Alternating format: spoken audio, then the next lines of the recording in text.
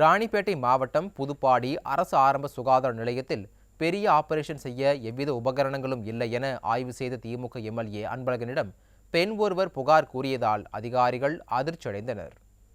ஆற்காடு அடுத்த புதுப்பாடி அரசு ஆரம்ப சுகாதார நிலையத்தில் சட்டமன்ற குழுவினர் ஆய்வு செய்தனர். அப்போது அதே ஊரைச் சேர்ந்த பெண் ஒருவர், இங்கு பெரிய ஆபரேஷன் செய்ய எந்தவித உபகரணங்களும் இல்லாததால் வேறு மருத்துவமனைக்கு அனுப்புகின்றனர். அதற்குள் உயிர் போனால் யார் பொறுப்பு என திமுக எம்எல்ஏ அன்பழகனிடம் ஆவேசமாக கேள்வி எழுப்பினார். தன்னுடைய மகள் கனகாவுக்கு இங்குதான் பிரசவம் பார்க்கப்பட்டதாகவும் பின்னர் மேல் சிகிச்சைக்காக வேறு மருத்துவமனைக்கு அனுப்பி வைத்ததாகவும் பெண் ஆவேசமாக பேசியதால் அதிகாரிகள் அதிர்ச்சியடைந்தனர். விடிய ஆட்சியில் சுகாதாரத்துறை முற்றிலும் செயலிழந்து கிடப்பதாக பொதுமக்கள் தொடர்ந்து குற்றம் சாட்டி வருகின்றனர்.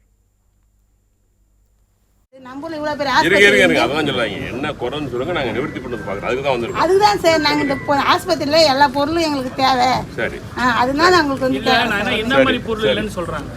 ஆபரேஷன் பண்றதுக்கு போது குழந்தைக்கு எதனா மூச்சு வாங்குதுன்னு வச்சுங்க, அன்னைக்கு அந்த குழந்தைக்கு தேவையான பொருள் இல்ல அப்படின்னு சொல்றாங்க. இல்லைங்கிற அப்படி இவங்க அங்க நமக்கு சொல்ல முடியாது சார். இல்ல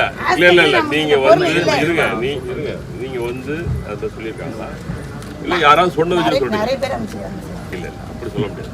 யாராவது ஒருத்தர் மாதிரி சொன்னாங்க, எங்க பாப்பா கூட பெரிய பிரச்சனை பண்றதுக்கு இங்க முடியாதுன்னு சொல்லிட்டு அதுதான். உங்க பாப்பா பேர் என்ன?